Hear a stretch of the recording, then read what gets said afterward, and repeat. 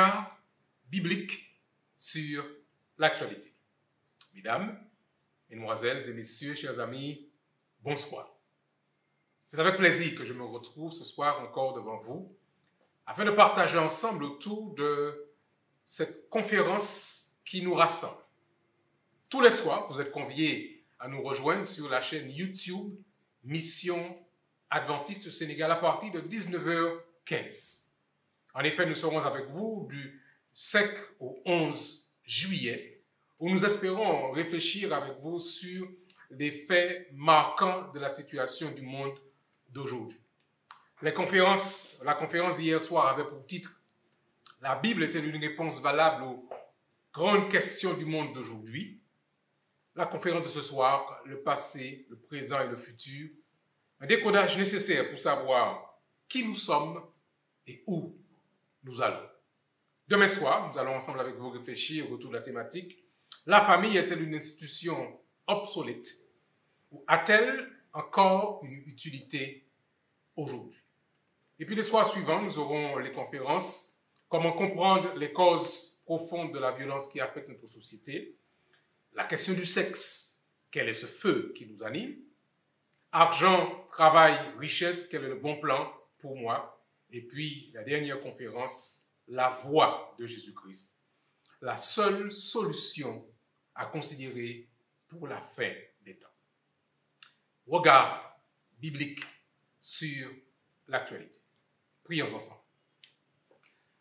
Notre Père et notre Dieu, nous voulons te remercier pour ton amour et pour ta bienveillance. Alors que nous partageons ces quelques moments en ta compagnie, viens toi-même nous éclairer, nous instruire. Nous t'en prions, Père, au nom de Jésus. Amen. Le passé, le présent et le futur. Un décodage nécessaire pour savoir qui nous sommes et où nous allons. Il y a, chers amis, des questions fondamentales que nous ne pouvons éviter. De leur réponse dépendra la manière dont nous allons organiser notre vie, notre plan de vie. Quel que soit votre âge, quel que soit votre race, quel que soit votre sexe, chacun d'entre nous, à un moment de notre vie, a déjà répondu, devra répondre ou sera tenté de répondre à ces questions. Qui suis-je? Question de départ. Qui suis-je? Moi qui vous parle. Qui suis-je? Qui sommes-nous? Qui êtes-vous qui nous écoutez ce soir? D'où est-ce que je viens? Quelles sont mes origines? Quelle est mon histoire? Où suis-je actuellement au moment où nous parlons? Où suis-je? Quelle est ma place dans la réalité du monde d'aujourd'hui? Et puis la dernière question, où vais-je? En d'autres termes, quel est mon passé? Quelle est mon histoire? Quelles sont mes origines? Quelles sont mes racines? Et pour vous et moi qui sommes issus d'un peuple avec un passé colonial, nous voulons nous interroger sur la situation actuelle de là où nous sommes. Comment décoloniser notre esprit? Comment briser les liens et pouvoir finalement fonctionner en toute liberté, en toute intelligence? Où allons-nous? C'est la question que j'aimerais considérer avec vous aujourd'hui. Dans ce monde actuel, où allons-nous? Quelle est notre trajectoire? Quel est notre héritage culturel? Ce que nous avons reçu de nos ancêtres et comment nous pouvons, avec tout ceci, en faire un tout? Quelle sera la suite de l'histoire de notre planète? Question qui est nécessaire, que nous devons considérer aujourd'hui. Comment tout cela a commencé? Qui était le premier homme sur la terre? Question qui vaut la peine. Alors beaucoup disent que c'est sur le continent africain que le premier homme a pris naissance. Qui était la première femme sur la terre? D'où venaient-ils? Sont-ils descendus d'un arbre et ont commencé à marcher après un long processus d'évolution? Ou sont-ils apparus sur la terre après un processus de création surnaturel et miraculeux par un Dieu tout-puissant? Vous comprenez bien, chers amis, que la réponse à une telle question est importante, puisque d'elle découlera toute l'organisation de la vie aujourd'hui. Selon que je sois le produit d'un long processus d'évolution, ou selon que je sois le produit de la volonté d'un être supérieur, mon identité fondamentale sera différente. En fait, mes chers amis, les retombées éthiques et morales de la compréhension de l'histoire de mes origines sont extrêmement profondes. Et d'elles vont découler le sens et la valeur de la vie. Selon que j'ai été créé par Dieu, selon que je sois issu d'un processus d'évolution, c'est pas le même sens. Selon que je sois une créature faite à l'image de Dieu ou juste une espèce évoluée par rapport à toutes les autres espèces de cette planète dans ce système. Je parle de système parce que ma place dans le système n'est pas la même selon que je sois issu d'un processus d'évolution ou selon que je sois le résultat du projet de création intentionnelle de Dieu. En fait, chers amis, dans la logique des choses, la question incontournable que nous sommes appelés à considérer, en fait, c'est où sommes-nous? Où êtes-vous? Où suis-je? Et surtout, où allons-nous? Alors, je reviens sur mon postulat de départ. Si je suis le produit de l'évolution de l'espèce animale, je suis maintenant parvenu à un degré naturel de maturité dans ce rapport de force permanent entre les espèces, pour revendiquer d'exister en tant que groupe distinct des autres. Si, par contre, je suis le résultat de la création de Dieu, alors je suis une créature du Dieu vivant sur une terre en crise à cause d'une tentative de coup d'État par une autre créature de Dieu, Satan. Dans cette réalité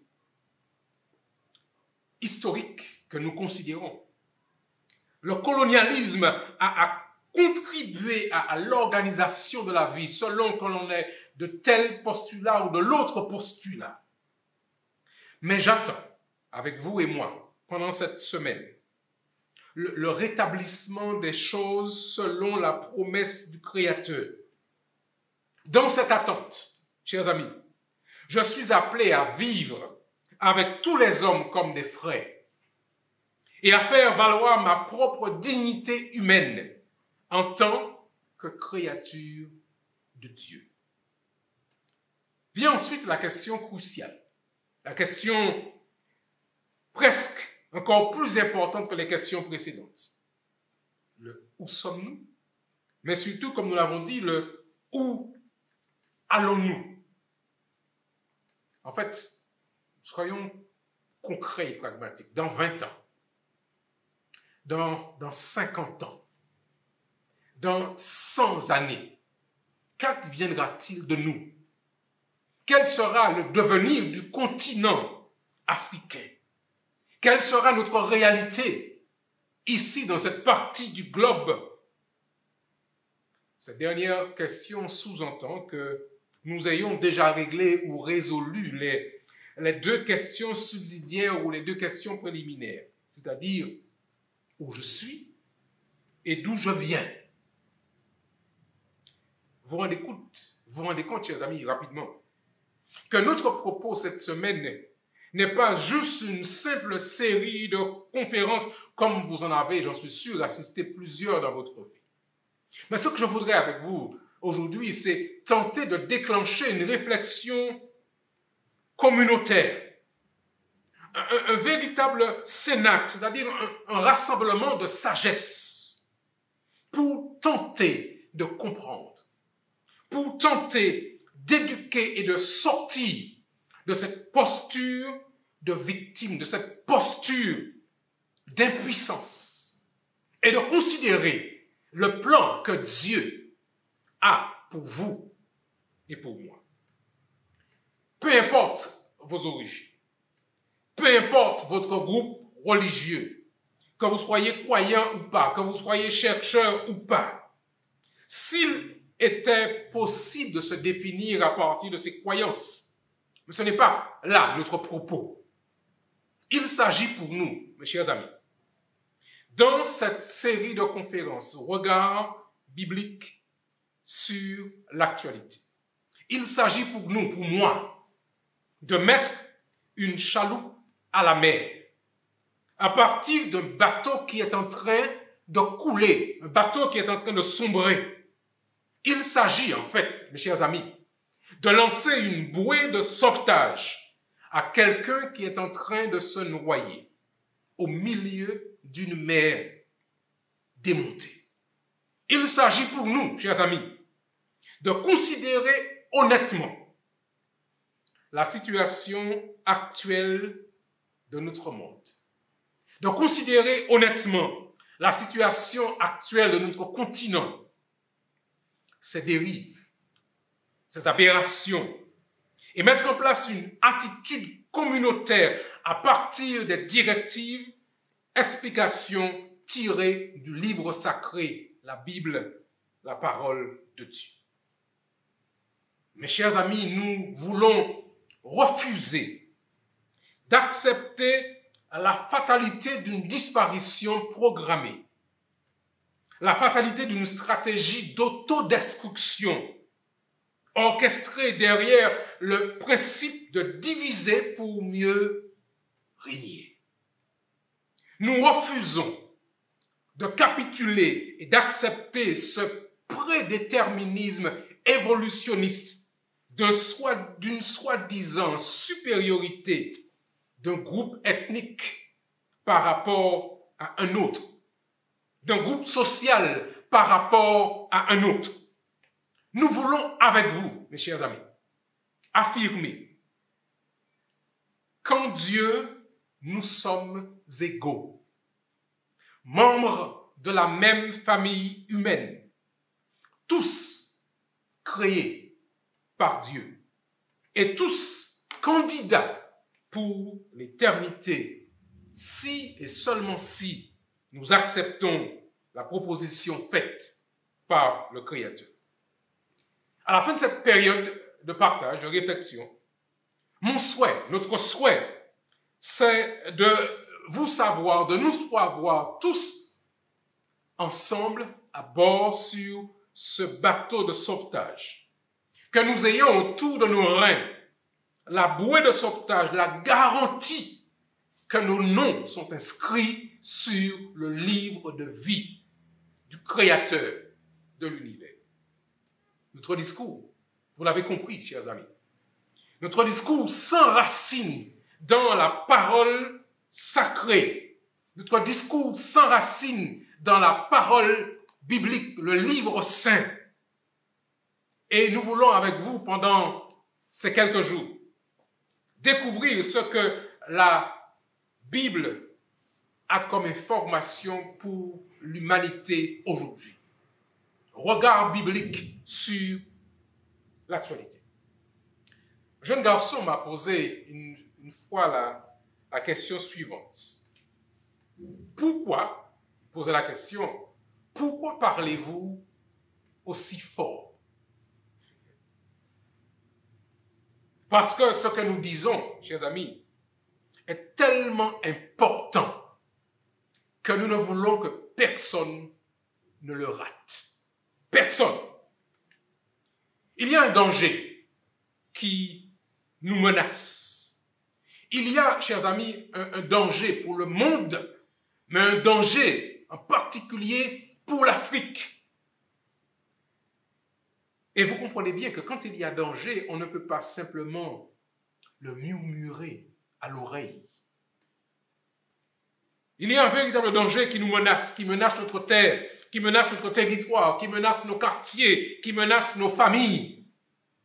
Il y a, chers amis, je l'appelle un camion de destruction, de déstructuration mentale qui arrive vers nous à grande vitesse. Et je ne puis alerter la population en murmurant, attention, danger.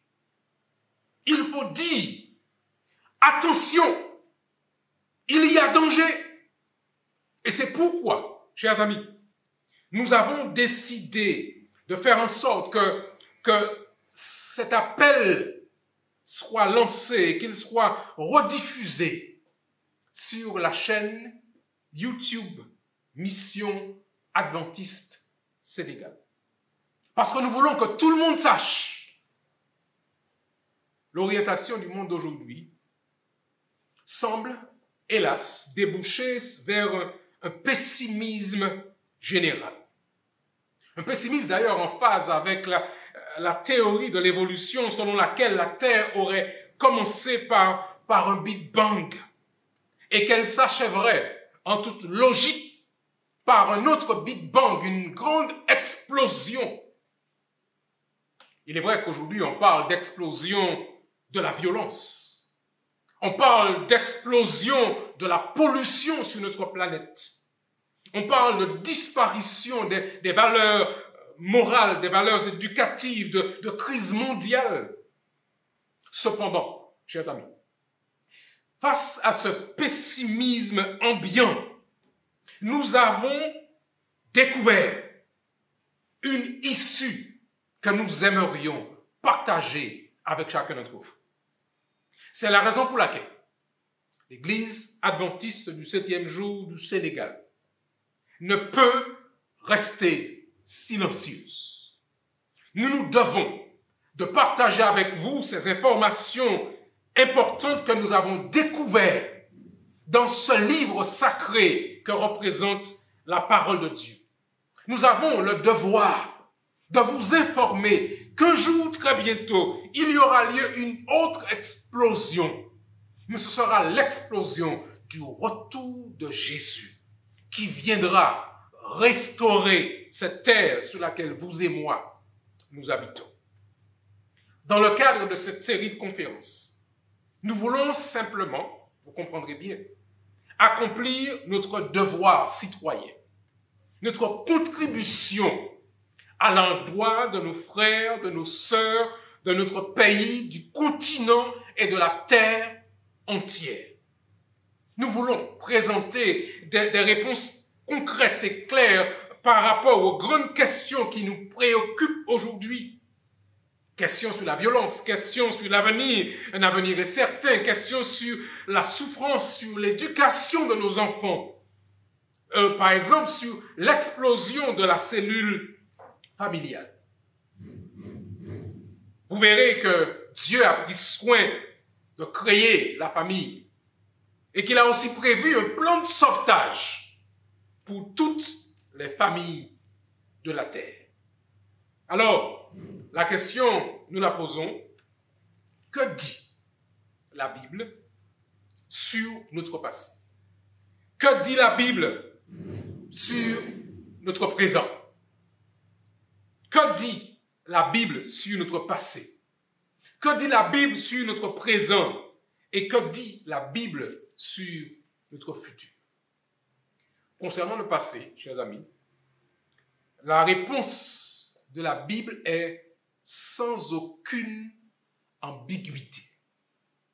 En effet, dans le livre des commencements, le livre de la Genèse, la Bible introduit les choses de la manière suivante. Genèse 1, verset 1. Premier chapitre, premier livre, premier verset. au commencement, Dieu créa les cieux et la terre. Voici, chers amis, en quelques mots, résumé notre histoire, notre origine concernant l'existence de l'homme. La Bible affirme, Dieu affirme, quand il dit dans Genèse 1, verset 26, « Faisons l'homme à notre image, selon notre ressemblance. » Dans le livre de Job, nous découvrons un monologue qui vaut la peine d'être entendu. C'est le monologue du Créateur à l'endroit de son serviteur Job. Je dis qui vaut le détour. Je voudrais lire pour vous, si vous permettez, chers amis, ce monologue. Le livre de Job, il paraît en fait le plus ancien livre de la Bible. Mais il partage des informations qui valent la peine d'être entendues. J'aimerais pouvoir lire avec vous ce monologue. Job, chapitre 38. Voilà ce qu'il dit. L'Éternel répondit à Job du milieu de la tempête et dit, écoutez, qui est celui qui obscurcit mes desseins par des discours sans intelligence? Serein comme un vaillant homme, je t'interrogerai et tu m'instruiras. Où étais-tu quand je fondais la terre? Dis-le si tu as de l'intelligence. Qui en a fixé les dimensions? Le sais-tu? Ou qui a étendu sur elle le cordeau? Sur quoi ces bases sont-elles appuyées? Ou qui en a posé la pierre angulaire? Alors que les étoiles du matin éclataient en chants d'allégresse et que tous les fils de Dieu poussaient des cris de joie. Qui a fermé la mer avec ses portes quand elle s'élança du sein maternel? Quand je fis de la nuée son vêtement et de l'obscurité ses langes, quand je lui imposai ma loi et que je lui mis des barrières et des portes, quand je dis, tu viendras jusqu'ici et tu n'iras pas au-delà. Ici s'arrêtera l'orgueil de tes flots. As-tu montré sa place à l'aurore pour qu'elle saisisse les extrémités de la terre et que les méchants en soient secoués, pour que la terre se transforme comme l'argile qui reçoit une empreinte et qu'elle soit parée comme d'un vêtement, pour que les méchants soient privés de leur lumière et que le bras qui se lève soit brisé? As-tu pénétré jusqu'aux sources de la mer? T'es-tu promené dans les profondeurs de l'abîme? Les portes de la mort t'ont-elles été ouvertes? As-tu vu les portes de l'ombre de la mort? As-tu embrassé du regard l'étendue de la terre? Parle, si tu sais ces choses. Où est le chemin qui conduit au séjour de la lumière? Et les ténèbres, où ont-elles leur demeure? Peux-tu les saisir à leurs limites et connaître les sentiers de leur habitation? Tu le sais, car tu étais né et le nombre de tes jours est grand. Es-tu parvenu jusqu'aux amas de neige? As-tu vu les dépôts de grêle que je tiens en réserve pour les temps de détresse, pour les jours de guerre et de bataille? Par quel chemin la lumière se divise-t-elle?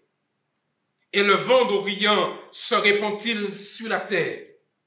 Qui a ouvert un passage pour la pluie et tracé la route de l'éclair et du tonnerre pour que la pluie tombe sur la terre sans sur ses habitants, sur un désert où il n'y a point d'homme, pour qu'elle abreuve les lieux solitaires et arides et qu'elle fasse germer et sortir l'herbe? La pluie a-t-elle un père qui fait naître les gouttes de la rosée, du sein de qui sort la glace et qui enfante le frimas du ciel, pour que les eaux se cachent comme une pierre et que la surface de l'abîme soit enchaînée. Noues-tu les liens des Pléiades? Ou détaches-tu les cordages d'Orion? Fais-tu paraître en leur temps les signes du zodiaque? Et conduis-tu la grande ours avec ses petits? Connais-tu les lois du ciel? Règles-tu son pouvoir sur la terre? Élèves-tu la voix jusqu'aux nuées pour appeler à toi des torrents d'eau? Lances-tu des éclairs? Parle-t-il? Te disent-ils, nous voici? Qui a mis la sagesse dans le cœur? Ou qui a donné l'intelligence à l'esprit?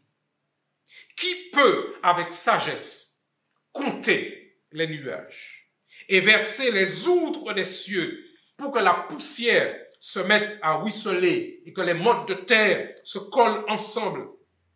Chasses-tu la lionne et apaises-tu la faim des lionceaux quand ils sont couchés dans la tanière, quand ils sont en embuscade dans leur repère? Qui prépare au corbeau sa pâture quand ces petits crient vers Dieu, quand ils sont errants et affamés? Voici, mesdames et messieurs, chers amis, le monologue de Dieu qui nous interroge sur la réalité de l'histoire de ce monde, sur nos origines, et il nous met en défi d'entrer avec lui dans un échange afin de répondre à cette question ou à ces questions si nous étions là à l'origine. En fait, mesdames et messieurs, chers amis, Dieu, par la bouche de son serviteur David, va arrêter le discours.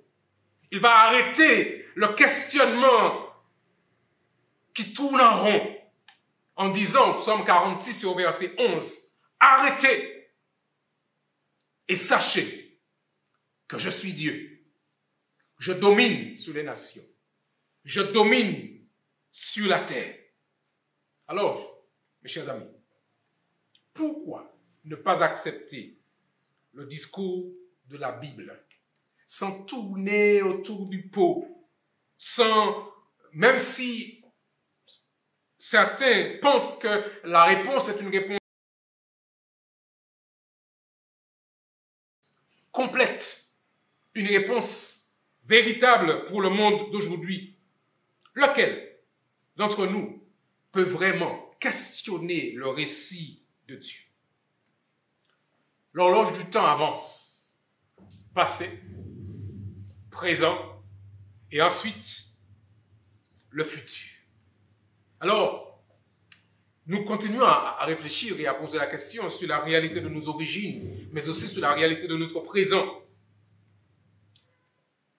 Sommes-nous un simple agglomérat de 30 milliards de particules inanimées qui se sont judicieusement regroupées par hasard en dépit des lois fondamentales de la thermodynamique et en faisant exploser les calculs de la probabilité? Sommes-nous, vous et moi, mesdames et messieurs, un lointain descendant du protozoaire et un arrière-petit-fils du singe? Sommes-nous? L'êtes-vous? Ou bien sommes-nous une créature de Dieu, conçue d'une étrange et merveilleuse manière, faisant partie d'un plan précis et ayant devant elle un choix capital, pouvant déboucher sur une relation avec son Créateur, sur la découverte de la joie, de la paix et du bonheur? Je crois que cela vaut la peine que nous puissions nous arrêter un instant, faire une pause et réfléchir. Je crois que cela vaut la peine que nous puissions considérer cette réalité. En fait, la Bible, la parole de Dieu nous dit, à vous et moi au présent, que nous sommes des êtres intelligents, avec une faculté de réfléchir, de penser, de créer, d'aimer. Nous sommes, vous et moi, chers amis, des êtres qui sont aussi capables de destruction, des êtres capables de violence et de méchanceté, des êtres qui naissent, des êtres qui grandissent et ensuite des êtres qui meurent. Alors écoutez ce que dit la Bible, encore par la bouche de David au psaume 139 et au verset 16. Et il affirme, il parle au présent, « C'est toi qui as formé mes reins, qui m'a tissé dans le sein de ma mère. » Et il dit en s'exclamant, « Je te loue de ce que je suis une créature si merveilleuse. Tes œuvres sont admirables et mon âme le reconnaît bien.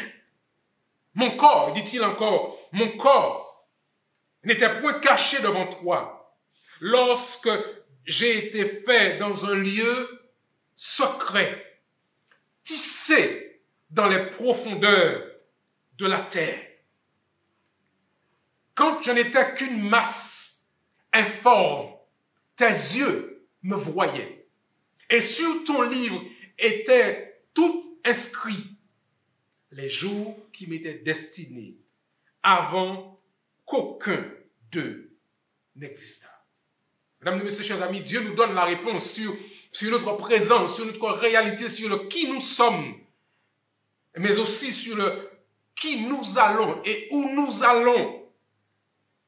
En effet, l'apôtre Paul nous rappelle qui nous sommes.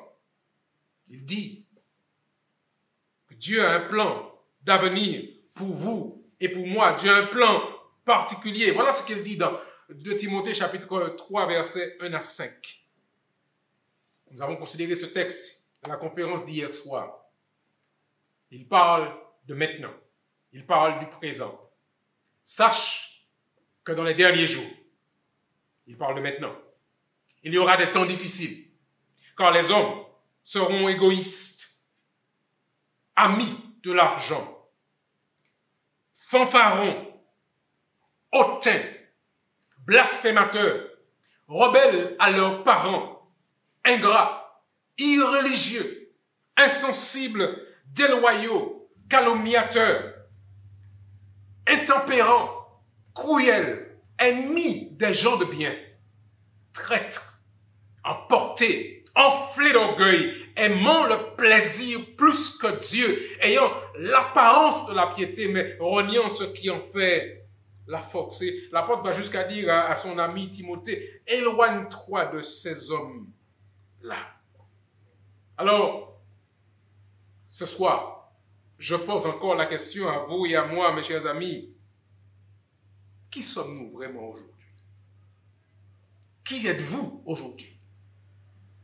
Qui sommes-nous et où sommes-nous? Quelle est votre place dans le plan des choses, dans la perspective du futur? Où êtes-vous, chers amis? Et où sommes-nous ce soir?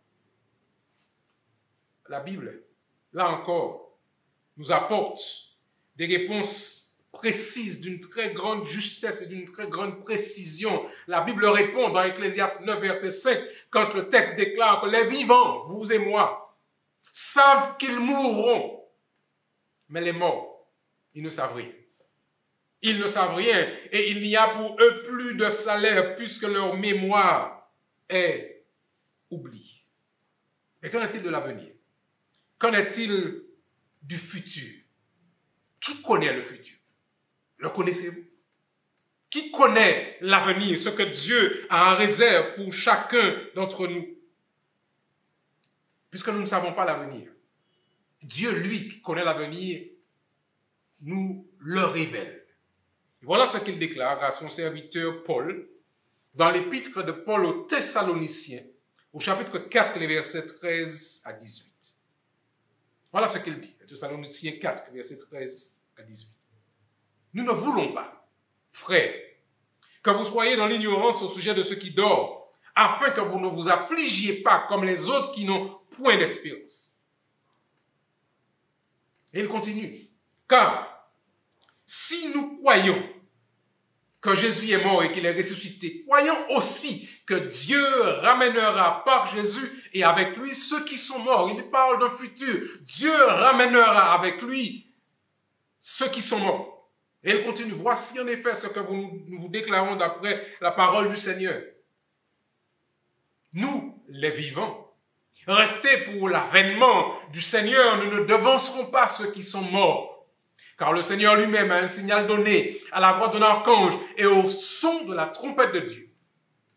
Descendra du ciel et les morts en Christ ressusciteront premièrement. Alléluia. Chers amis, Dieu nous donne un aperçu du futur de cette planète, de la terre sur laquelle vous et moi nous sommes. Ensuite, il continue. Nous, vous et moi, si nous sommes vivants, qui serons restés, nous serons tous ensemble enlevés avec eux sur des nuées à la rencontre du Seigneur dans les airs. Et puis il termine son propos de cette manière. Et ainsi, nous serons toujours avec le Seigneur. Voici le futur que Dieu nous propose. Il a parlé du passé, il a parlé de la réalité du présent, mais il nous dit, dans ce futur proche, nous serons toujours avec le Seigneur. Et par conséquent, si la réalité du monde aujourd'hui est difficile, il nous dit, consolez-vous les uns les autres par ces paroles dans l'attente de l'espérance du retour que Dieu a en réserve pour chacun d'entre nous. Chers amis, je voudrais m'arrêter un dernier instant sur cette scène du futur avant que nous terminions notre conférence ce soir. Dieu donne une information capitale dans le dernier livre de la Bible, le livre de l'Apocalypse. L'épilogue, Dieu nous donne des informations sur le futur qui nous attend, un futur glorieux, un futur resplendissant, pas un futur triste. Il déclare dans le livre de l'Apocalypse, chapitre 21, versets 1 à 5. Cette scène, cette vidéo YouTube qu'il nous envoie par la Bible pour que nous puissions comprendre quel était le plan de Dieu. Puis je vis, dit-il, un nouveau ciel et une nouvelle terre, car le premier ciel et la première terre avaient disparu. Et la mer n'était plus. Et je vis descendre du ciel, d'auprès de Dieu, la ville sainte, la nouvelle Jérusalem, préparée comme une épouse qui s'est parée pour son époux. Et j'entendis du trône une voix forte qui disait, « Voici le tabernacle de Dieu avec les hommes. Il habitera avec eux. Ils seront son peuple et Dieu lui-même sera avec eux. » Chers amis, voici le plan de Dieu pour vous et pour moi, pour l'humanité entière. Il habitera avec eux. Ils seront son peuple et Dieu lui-même sera avec eux. Il essuiera toute larme de leurs yeux. La mort ne sera plus, il n'y aura plus ni deuil, ni cri, ni douleur, car les premières choses auront disparu. Oh mes chers amis, j'attends, j'espère que c'est le cas pour vous, j'attends de vivre cette espérance avec le Seigneur. Et celui qui était assis sur le trône, qui fait cette déclaration, l'entend et il dit, « Voici, je fais toutes choses nouvelles. » Écris, enregistre l'information, car ces paroles sont certaines et véritables. Mes chers amis, aujourd'hui, il nous faut décoder l'information qui circule. Le passé, le présent, le futur. Comment tout décoder? Ce décodage est nécessaire. Cette explication, ce logiciel qui nous permettra de pouvoir comprendre et faire sens sur là où nous sommes aujourd'hui. Nous trouvons ce logiciel, nous trouvons cette explication dans un livre, tout simplement, que je tiens en main. C'est la Bible. C'est la révélation de Dieu qu'il nous propose, à travers duquel nous pouvons découvrir quelle est le plan? Quelle est l'histoire de l'humanité? Son histoire, son présent, mais aussi et surtout son avenir. Nous avons besoin, nous tous, vous et moi, nous qui sommes, savoir d'où nous venons et où nous allons. C'est la Bible qui nous apporte une réponse complète. C'est la Bible qui nous apporte une réponse cohérente. C'est la Bible qui nous apporte une réponse définitive. Mais cette affirmation que je présente devant vous s'appuie sur un élément historique d'authentification. Jésus-Christ est le centre même de l'histoire. C'est lui qui affirme ce soir, je suis l'alpha et l'oméga. Je suis le commencement et la fin. Ce même Jésus qui, en se présentant à Moïse, disait auparavant, je suis celui qui est de toute éternité. Mesdames et messieurs, mes chers amis, ce soir en terminant, je veux vous inviter à faire confiance au Créateur. Je veux vous inviter à faire confiance à celui qui tient le monde dans ses mains. Je veux vous inviter à faire confiance, à accorder crédit à la parole de Dieu qui nous donne la réponse aux grandes questions que nous nous posons aujourd'hui sur la terre. Il a fait une promesse à l'humanité entière.